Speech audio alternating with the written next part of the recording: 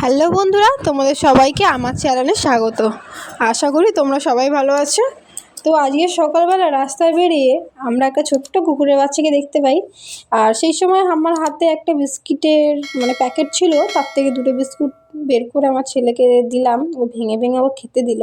তো দেখো কতটা খুশি, টুং করে ল্যাজটা নাড়াচ্ছে আর আনন্দে ও খাচ্ছে।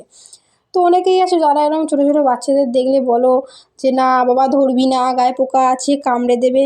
তো তাদেরকে বলি কিভাবে তোমরা এদের ওপর এত ঘৃণা করো। আমরা তো পারি না সত্যি, আমি আমার হাজব্যান্ড বা আমার ছেলে, আরও অনেকেই আছে যারা এগুলো ভালোবাসে, তারা তো পারে না। তো কিছু কিছু মানুষ কেন এরকম করে বুঝতে পারি না। তো দেখো এরা কিন্তু খাওয়ার জন্যই শুধু মানুষের কাছে যায় না, এরা একটু ভালোবাসা পেলেই অনেক। আমার হাতে বিস্কিটটা ছিল বলে তাই ওকে আমি হয়তো বিস্কিটটা দিয়েছি, যদি না থাকতো একটু ভালোবেসে যদি ওর মাথায় আমি হাত বোলাতাম না, এতটাই খুশিও হতো। তো যাই হোক, যেহেতু টোস্ট বিস্কুট আমার শক্ত ছোটো বাচ্চা ঠিকঠাক করে খেতে পারবে না বলে আমার ছেলে আরও ছোট্ট ছোট্ট করে ভেঙে ওকে দিচ্ছে।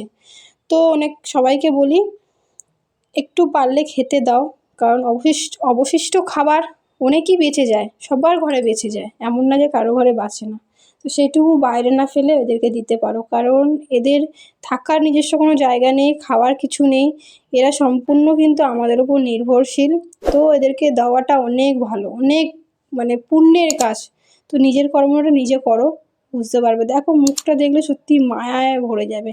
তো চলো, সবাইকে এটাই বলার ছিল। দেখা হচ্ছে পরের ব্লগে।